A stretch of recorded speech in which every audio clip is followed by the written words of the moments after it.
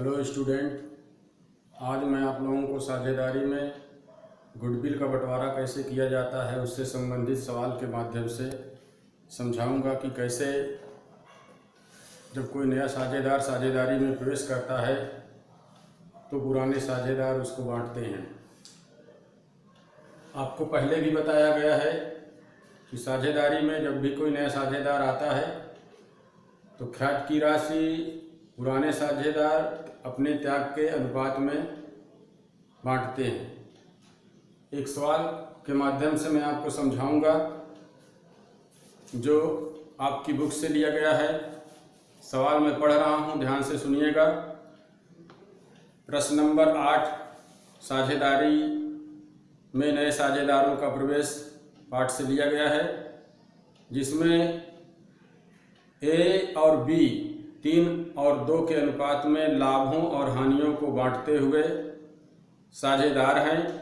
वे सी को लाभ के 1/4 हिस्से के लिए साझेदारी में प्रवेश देते हैं। सी पूंजी के रूप में 30,000 रुपया तथा ख्याति के रूप में 10,000 रुपया लाता है। सभी साझेदारों का नया लाभ हानि अनुपात 3, 3 और 2 होगा। आवश्यक रोजनामचा प्रविष्टियां कीजिए। अर्थात इस प्रश्न में आपको जनरल एंट्रीज बनानी है कि नया साझेदार जब ख्यात की राशि फर्म में लाता है तो कैसे साझेदार उसको बांटते हैं और उनका त्याग का अनुपात कैसे निकाला जाता है। इस प्रश्न में पुराना अनुपात और नया अनुपात दोनों दिया हुआ है। पुराना अनुपात 3 और 2 का, नया लाभ हानि विभाजन अनुपात 3, 3 और 2 का दिया हुआ है। इसलिए इस प्रश्न में आपको त्याग का अनुपात निकालना आवश्यक हो जाता है। यहाँ पर मैं आपको त्याग का अनुपात निकालना बताऊंगा।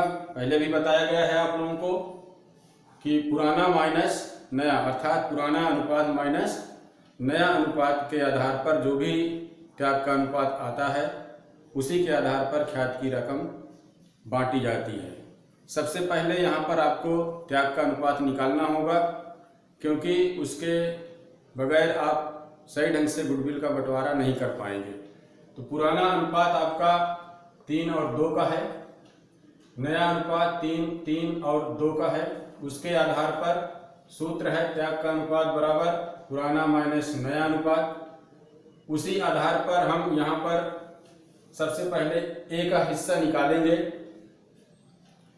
कि ए के द्वारा कितना त्याग किया गया है। यहाँ पर ए पहले 3/5 का हिस्सेदार था, पुराना अनुपात था ये 3/5 माइनस नया अनुपात यहाँ पर 3/8 का हो गया है।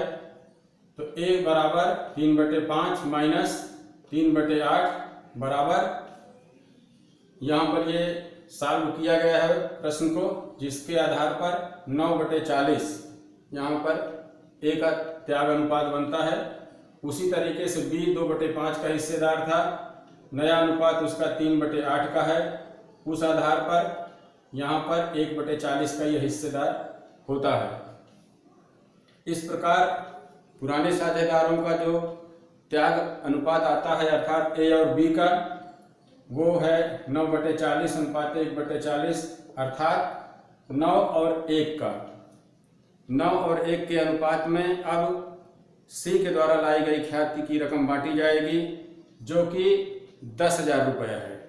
अब 10,000 रुपया को ए के हिस्से में बांटा जाएगा, अर्थात 10,000 गुणे 9/10, अर्थात यहाँ पर 9,000 रुपया गुडविल की राशि हो जाएगी ए के लिए। और बी का उसी प्रकार से निकालेंगे तो 1,000 रुपया बी के हिस्से में ख्यात आएगी। अब इससे संबंधित हमको जनरल एंट्री करना है ए और बी के। यहाँ पर सी के द्वारा कैश में लाया जा रहा है, अर्थात ए और बी की जो फर्म है उसमें कैश के रूप में यहाँ पर प्राप्त हो रहा है। पूंजी के रूप में 30,000 रुपया और गुडविल के रूप में 10,000 रुपया। तो इसकी जनरल एंट्री होती है cash account debit to goodwill account and to C capital account. Goodwill की रकम 10,000 अर्थात 10,000 रुपया है, कैपिटल की रकम 30,000 रुपया है, दोनों को मिला देंगे तो कैश के रूप में यहाँ फर्म में 40,000 रुपया की प्राप्ति हो रही है। अब साझेदारों द्वारा गुडविल का बंटवारा किया जाएगा।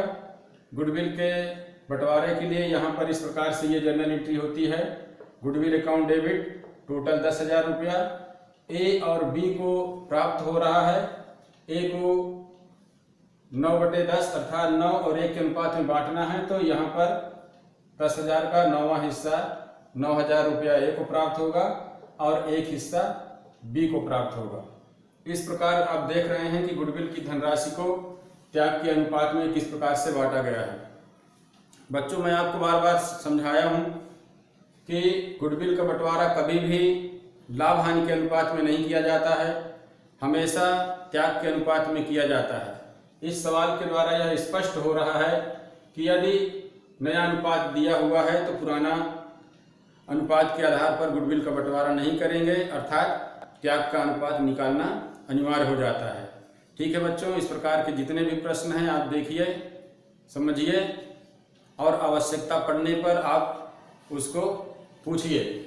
ठीक है, ओके बच्चों, नेक्स्ट सवाल आपको बताया जाएगा अगले वीडियो के अंतर्गत। Okay, thank you.